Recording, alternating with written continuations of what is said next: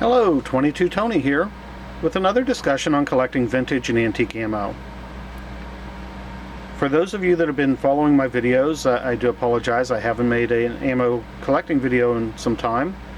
I've had other projects going on. I just haven't been able to get the time to put together the videos I wanted to. But today I just wanted to take just a few minutes and put together a short video, just maybe bringing you up to date. But this is going to be more or less a refresher for some of you, but I'm also kind of considering it an introductory level video, because there's many people out there that haven't seen my other videos and might just be interested in getting started. So the question on getting started is how do we do it for not a lot of money, because that's how most collectors get started, is relatively inexpensively, and then they build up to better and better quality. There aren't very many of us that'll decide to start collecting something and drop down large chunks of money. So how do we get started on a budget? Well, any collector always loves to add to their collection things that are free. So I just came back from the Great American Outdoor Show in Harrisburg, Pennsylvania, and while I was there, the good folks at Remington were giving away posters. So I picked up one of the free posters. I brought it home. I had a frame that was just about the right size for it in my basement. I went ahead and framed it, and now I've got something to hang on the wall in my den. Good folks at Remington were also giving away hat pins. These are a great collectible. Inexpensive. They're giving away for free. You can get them on the internet for a couple of dollars. They don't take up a lot of space. You put them on your fishing hat, and before you know it, you've got a hat full of collectibles. Now, I also picked up a few things at recent auctions and estate sales. I got 2 boxes of 16 gauge shotgun shells. Now, these came up at auction, and when you pulled them out, most of them were kind of cruddy, and they're obviously reloads that are breaking open, and nobody seemed to have much interest in them. Well, the 2 boxes sold for $1. Well, obviously for $1, I'm taking them. Well, there's collectors for the boxes alone. So these empty primed shell boxes, there'll be a collector that'll be interested in that box. So I went through the shotgun shells that were in there, and it wasn't 2 completely full boxes, but there are probably about 45 shotgun shells here. And I found a few of them that actually I'm going to be able to use in my shotgun shell collection, that I'll be able to add to my different options here. There's some of them that actually look fireable that I think I can probably fire them out of my shotgun. The rest of them that are in bad shape, I'm just going to box those up and probably offer them at the next flea market I go to for $1, and somebody will probably buy them. Now, another auction find, and this is one that I would never pass up on. I had some 22 boxes. These came up. These are 1960s and 70s boxes. At the auction, nobody seemed to have an interest in the history on the boxes. They were just buying them basically as ammo. I bought these 3 boxes for $7.50, basically $2.50 a box, the price of new ammo. Actually, that's probably low for new fresh factory ammo. But one of these boxes is shot shells. So when you can get a box of 50 22 rimfire shot shells for $2.50, you don't ever want to pass that up. Now, I don't plan on firing these. They are collectible boxes. They are actually all duplicates. I already had all 3 of those boxes in my collection, so those will be trading material next time I go to an ammo show. I've also got a 32 box here. It's not in great condition. This came up at auction. I've had this one actually for a few months.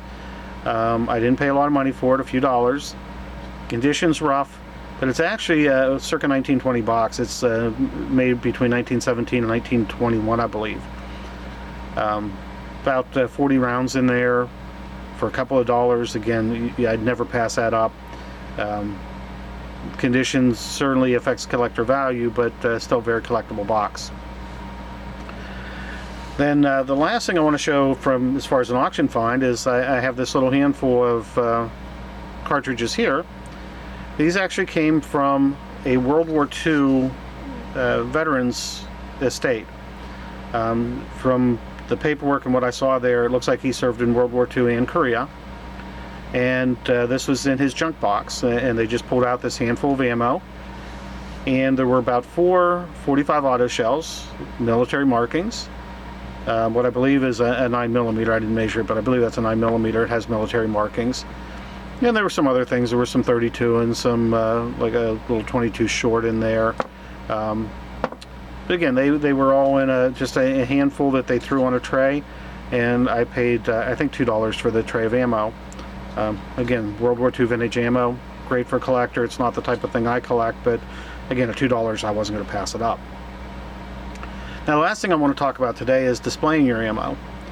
This we've talked about in previous videos, and it's something that I hear from collectors a lot. You know, how do I display these things? What do I do with them?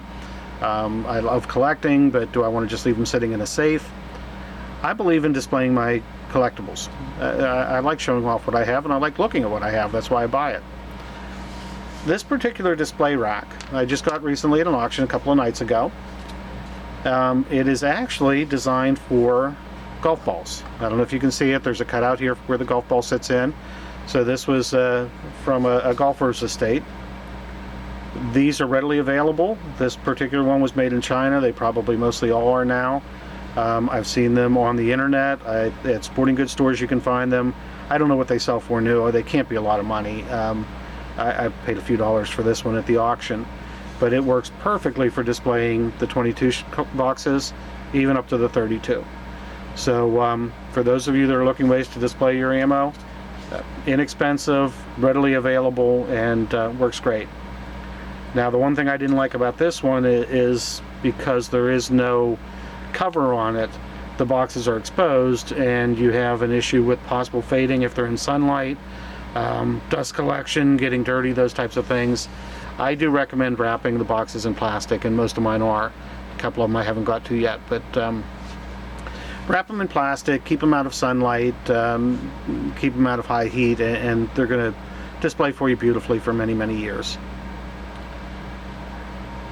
Well, again, this was just a brief video to kind of bring myself up to date, give you a little bit of insight on what I've been doing and some of the things that are available to you on the market.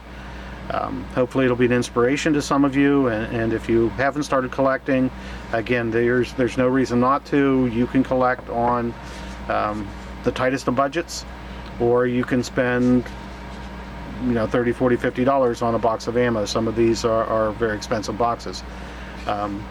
It's all up to you. It's up to your interest, your budget, and what you want to put into it and what you want to get out of it. I think there's a lot of history in collecting ammo, and part of the fun for me is actually looking these up and finding out what they are and where they came from.